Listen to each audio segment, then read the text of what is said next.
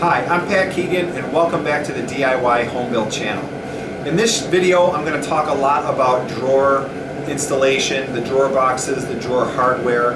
As you can see, I put a coat of stain and a couple of coats of polyurethane on the cabinet that we just finished creating. You can see here that there's the notch that's going to allow us to put this cabinet and install it slightly covering a part of a radiant baseboard heater. But let's talk about drawers. So there's a lot to talk about. I recorded this video twice and both times tried to keep shrinking the size down, so I apologize. There's just a lot to talk about because drawers and drawer hardware is a very complex topic. So if you don't want to listen to all that, I also wrote a lot of this down on the blog, which I'll post at a later point, but at least you can get it in written form as well. Just drawer building and hardware and installation of all the drawers can be a very daunting task, particularly if you've not taken it on before or done it at least once. So there's just a lot to take into account. There's a lot of different types of hardware and a lot of different types and ways that you can construct your drawer boxes. For simplicity's sake, we're going to order our drawer boxes online from a company that's in Wisconsin. They do a really, really good job. It's where we ordered our doors from, which you'll see in the next video. And they do drawer boxes too.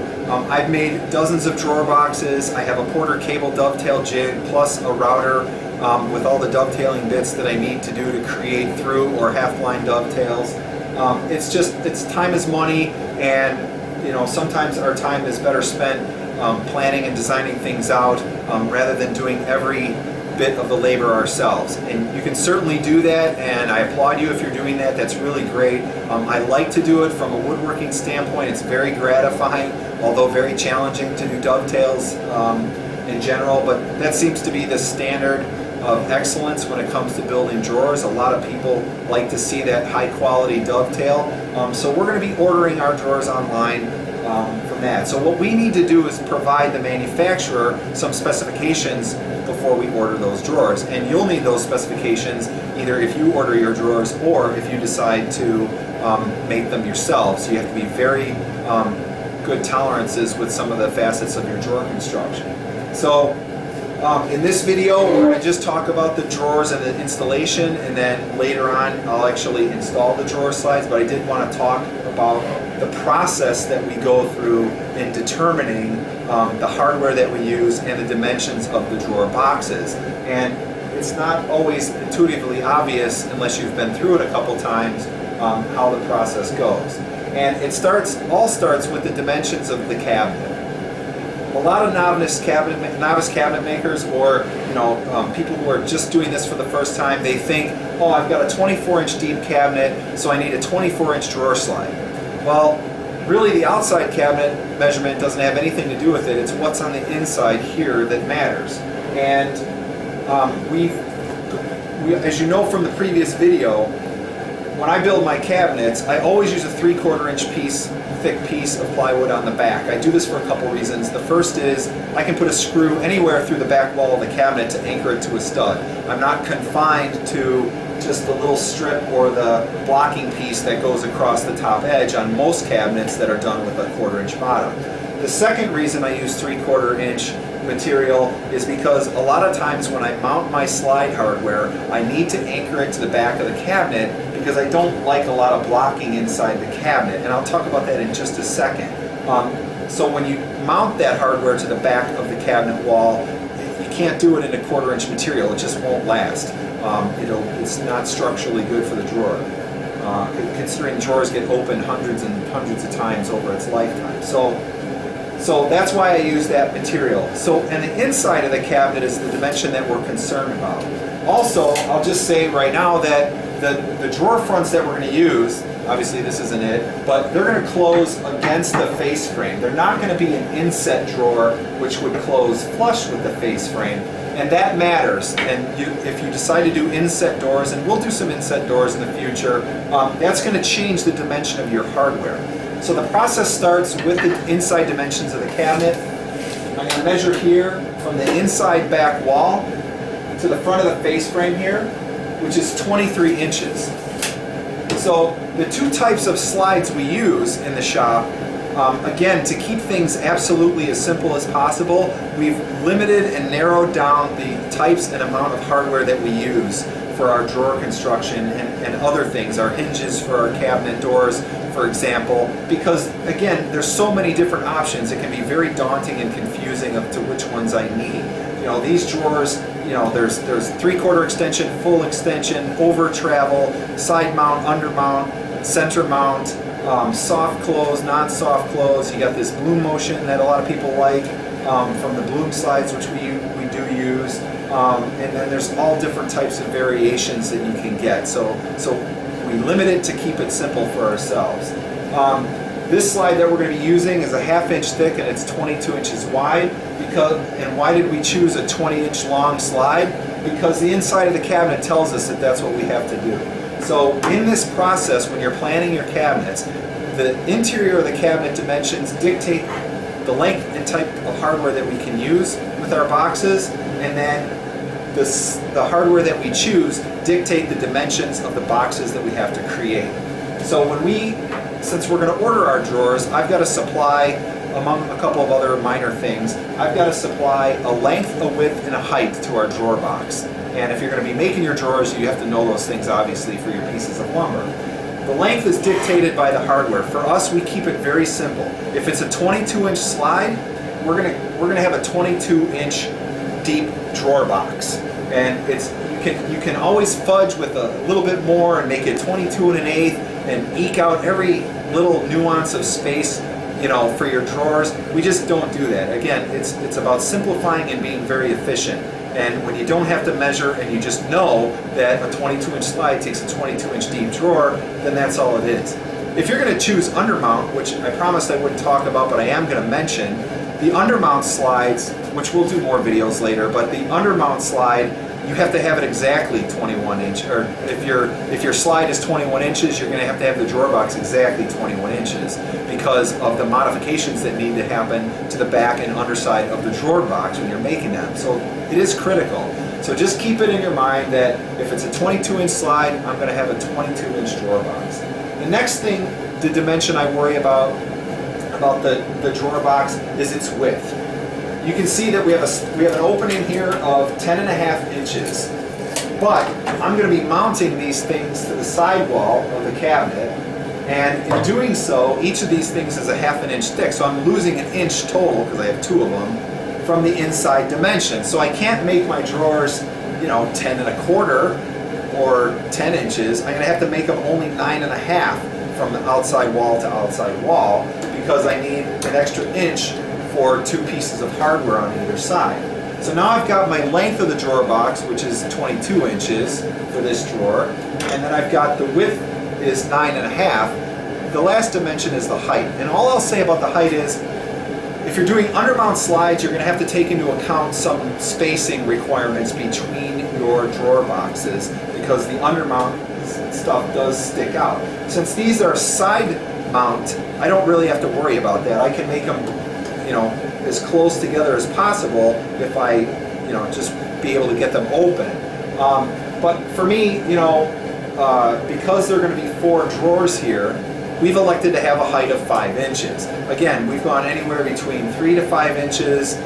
For larger boxes, we'll do, especially if we're making it out of Baltic birch or something like that, we can have up to 8 inches in the bottom here if you have like a big drawer in the bottom and then another one here and another one here. You know, just depending. But we're doing 4 equal drawers, and so we're just going to make them 5 inches. So now I've got all of my dimensions that I need, you know, to either place my order or to start making them myself. And the only thing I'll mention is, on the bottom half of this cabinet, because there's that notch in the back, we can't use a 22-inch slide. So we have to measure, again, from the back of that cabinet, and down here it's 19.5 because of the way we had to build the cabinet for the baseboard heater. So I can't use a 20-inch slide, that would be too long. So I have to go to the next largest, which is 18. So once I have those 4 things, I'm going to put 3 22-inch drawers and 1 18-inch deep drawer here. The width and height stays the same.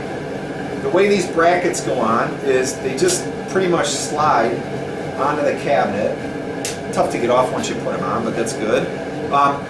This is going to be a bracket that's mounted on the back of the cabinet wall, and again, I talked a little bit about that with why I use the plywood that I do, but they just fit on the slide itself, and then now I can go ahead and I have some play here with which I can adjust the actual depth of the cabinet, and that's why it's done this way for a reason.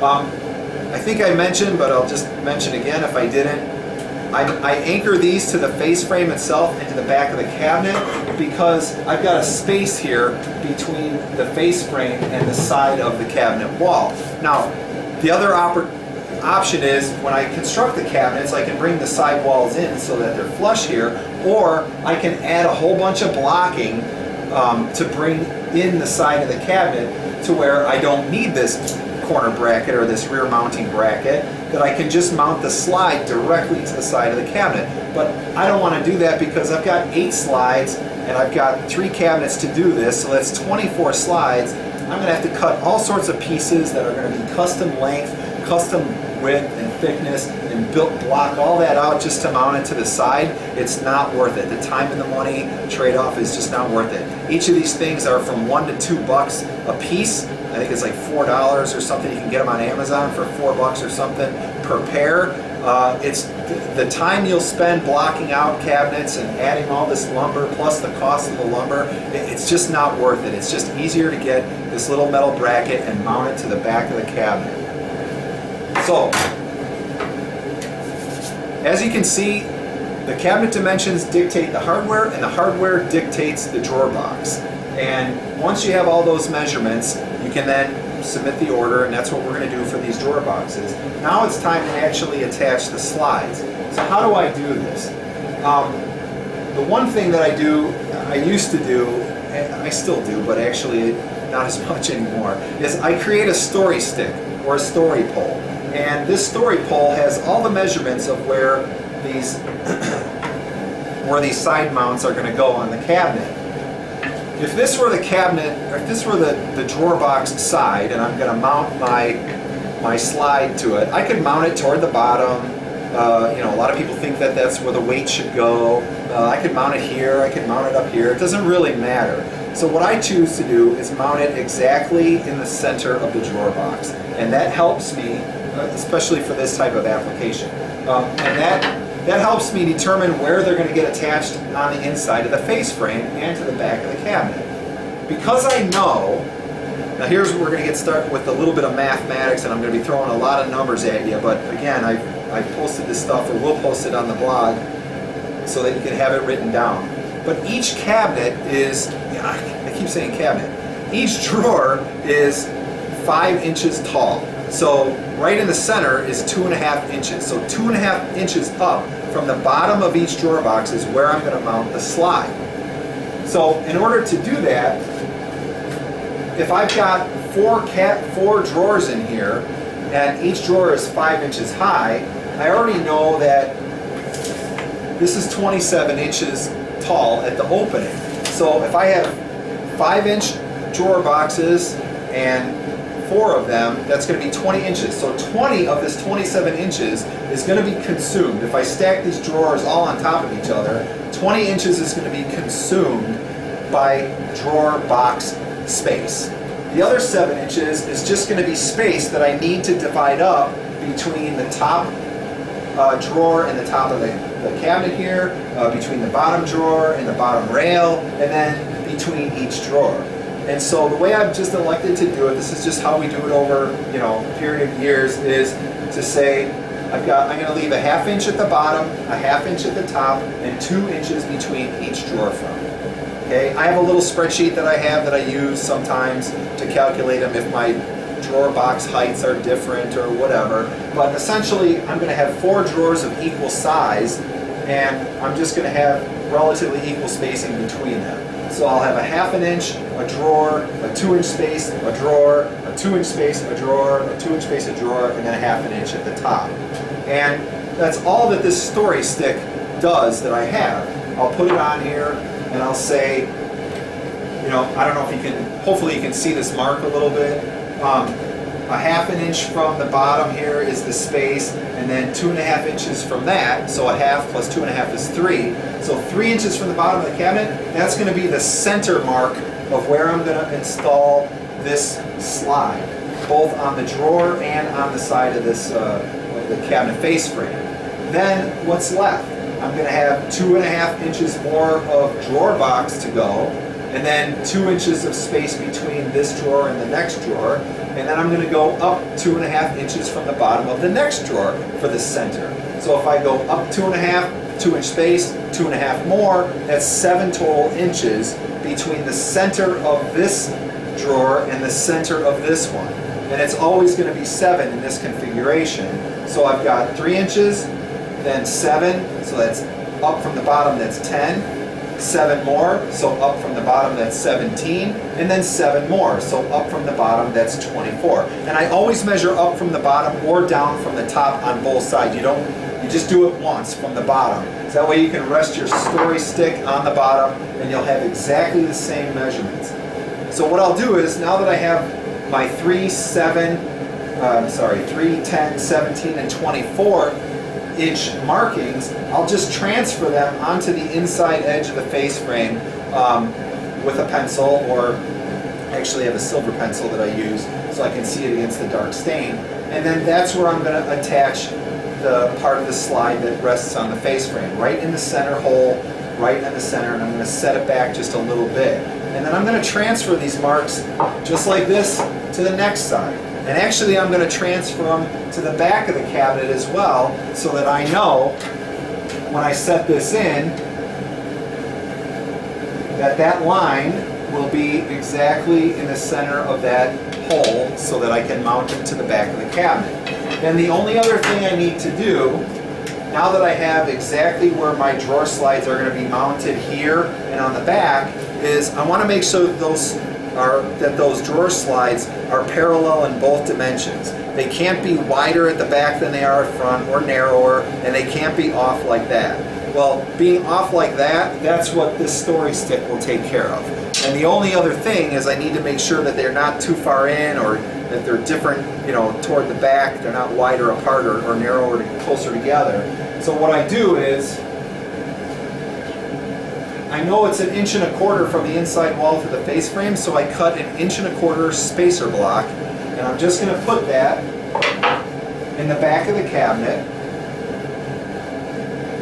I'll lay this cabinet on its back when I install these things, so that I can line this up perfectly, and then I'm going to rest that against the spacer block so that I'll know it's exactly going to be the same distance apart up here as back in the cabinet, and that's going to allow me to make sure that the drawers open smoothly and there's no binding or misfunction of the drawer because of mounting of the slides. So I know that's a lot of talking. I apologize. There's just a lot to know, but if you keep it simple and you use simple hardware and a couple of different techniques,